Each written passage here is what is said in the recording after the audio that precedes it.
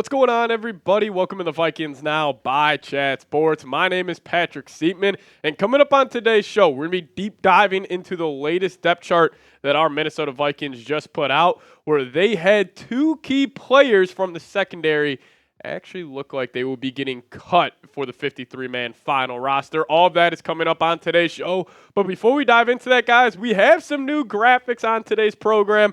It's super sleek. They look awesome. So if you guys want to show, actually, my boss some love and show some support to the new graphics, give me a SKOL down below in the comment section. Flood it down below. I want it to look like US Bank Stadium on game day. So give me a SKOL down below. Let's just dive right into the depth chart here. So this is probably why you clicked on the video. You wanted to see who was the starting quarterback. Well, it's actually Sam Darnold. And they technically had J.J. McCarthy and Nick Mullins listed as both the backup options. But after what we've seen from training camp, I think it's no doubt that J.J. will be, the first in line to replace Sam Darnold. But then they did have Nick Mullins and Jaren Hall. I see no reason to play Nick Mullins and Jaren Hall during the regular season this year. I do anticipate them to get some preseason reps, but I just don't think there is, any rhyme or reason to play them during the regular season because we know who Nick Mullins is. We know who Jaren Hall is. These two up top should no doubt be the quarterbacks that get the most playing time this year. And listen, this quarterback battle is wide open. I will say I was actually wrong. I thought J.J. McCarthy was going to come in and maybe struggle a little bit during his first training camp since he did just turn 21 years old in January. But he's looking the part. He's made a ton of great throws during the training camp period. And the one thing I love the most about McCarthy is just his swagger and his confidence he plays with out there. He's jawing with members of the Vikings defense.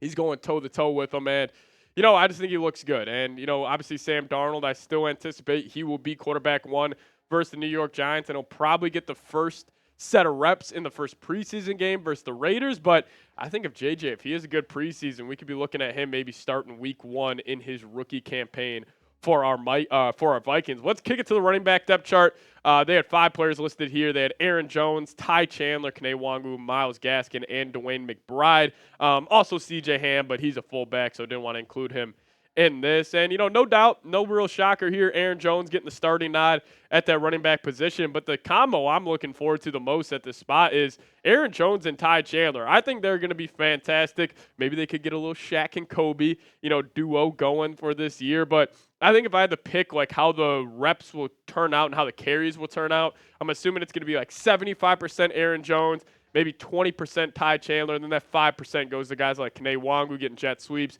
even like Jordan Addison, Justin Jefferson, them getting jet sweeps, or any other way to get them the football in the running game. But I'm super excited to watch Aaron Jones, Ty Chandler this season as Aaron Jones looks apart. He actually had a sweet play at training camp in the receiving game, back left of the end zone, right near the pylon, had a little toe drag swag there. So you see the receiving ability, and obviously we know what he can do in that run game department. So super excited to watch those two play as they have definitely been living up to the hype. But this is my most, exciting news to share with you guys. They had Jalen Nailor listed as the first wide receiver behind Justin Jefferson and Jordan Addison. So this is how the depth chart's shaking out right now. You have Jefferson, wide receiver 1, Addison, wide receiver 2. Nailor does get the nod at wide receiver 3, but then the battle for that third position is not technically over just yet. You still got Brandon Powell, Trent Sherfield, Tristan Jackson, and Lucky Jackson have been awesome in training camp, specifically connecting with J.J. McCarthy. But we also have an update around Jordan Addison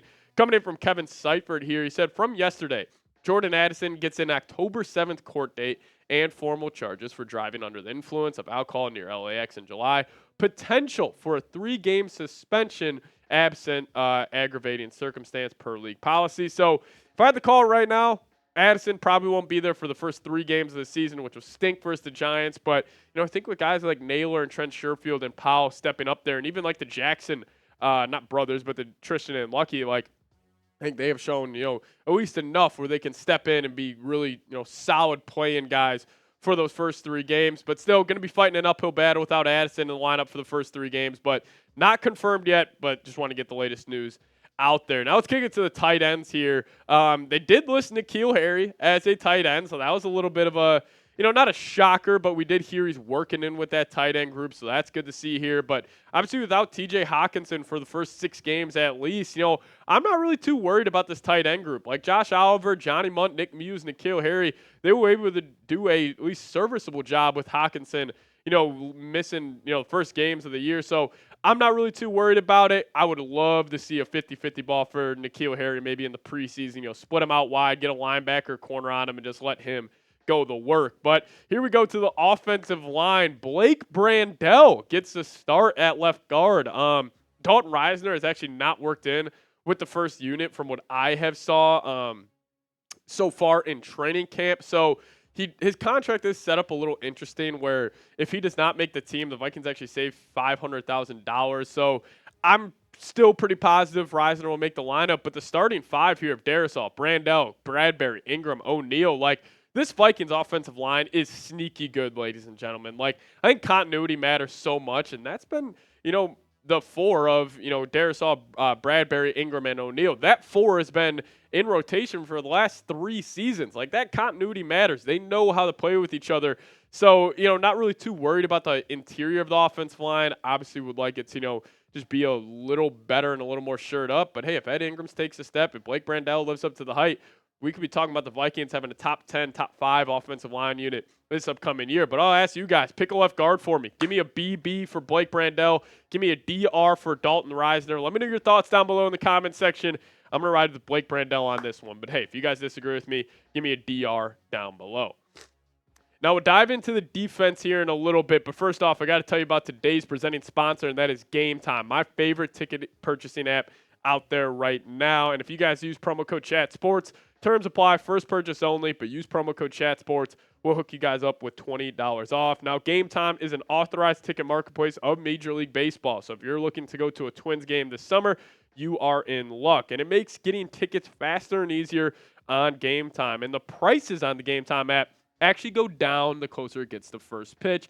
And they got killer last-minute deals, all-in prices, views from your seat, and their lowest price guarantee. Game Time takes the guesswork out of buying MLB tickets. And my favorite part of the Game Time app is the views from your seat. You want to make sure, your viewing experience is not obstructed by a random pole or whatever it may be in left or right field. So, download the Game Time app, use promo code ChatSports, and you'll get $20 off your first purchase. Terms apply. Again, create an account and redeem code at our CHATSPORTS for $20 off. Download Game Time today. Last minute tickets, lowest price guaranteed. Link for that will be in the comments and description of today's show. Now, let's kick it to the edge department. I think this is one of the best groups actually in the NFL and probably a top 3 unit on the Minnesota Vikings. And you got guys like Jonathan Grenard, Andrew Van Ginkel. They're going to get it going at that edge group. Both super versatile players. You can drop Van Ginkel in the coverage. You can man him up on a running back or a tight end. He could really do it all. And, obviously with him reconnecting with Brian Flores, I think he's going to have one of his best years. But Patrick Jones, Dallas Turner, Gabe Murphy, keep your eyes out for Gabe Murphy on this one. UDFA, he wasn't drafted because of his short wingspan, but he's been, looking the part here so far. And listen, this group is absolutely stacked for the Vikings. I think losing Danielle Hunter was obviously a blow, but they were able to mask, his production pretty easily. You're bringing in Van Ginkel at 8 sacks. You're bringing in Grenardo at 12.5. Then you're hoping you at least get 7 to 10 out of Dallas Turner in his rookie campaign. This group is absolutely stacked. They're going to look the part all season long. And, if I had to power rank most important positions, obviously it's quarterback. Then I think it's probably protecting the quarterback or wide receiver. Then you probably got to go edge department. And the Vikings are damn near A+ in all of those but quarterback right now. But let's kick it to the interior of the defensive line. They did have Jerry Tillery and Jonathan Bullard as the 2 defensive tackles next to Harrison Phillips, which I like that move. I'm really excited to see what we have out of Tillery since he was a former first-round pick. The talent is there. But, no real shockers here.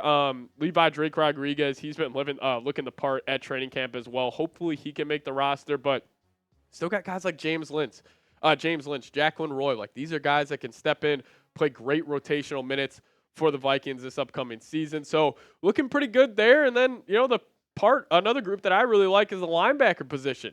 I love these 2 faces you see on screen right now, Blake Cashman and Ivan Pace. I think they're going to have a great year.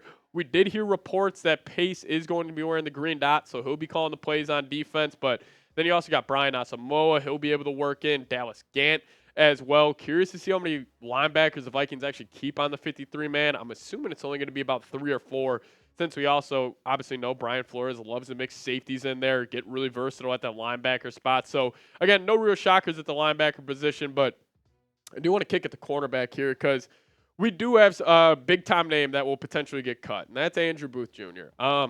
Right now, he's listed as technically CB7 on the depth chart, but we also heard that he wasn't even working in with the first or second team at training camp. And you got Byron Murphy, good CB1. Shaq Griffin looked pretty good in training camp, and he looks all good after that injury scare he had about a week ago. So then you look at a Caleb Evans, Fabian Morrow, and that just leaves, probably Andrew Booth on the outside looking in. And I think he's going to get cut, like no doubt about it. I feel for him.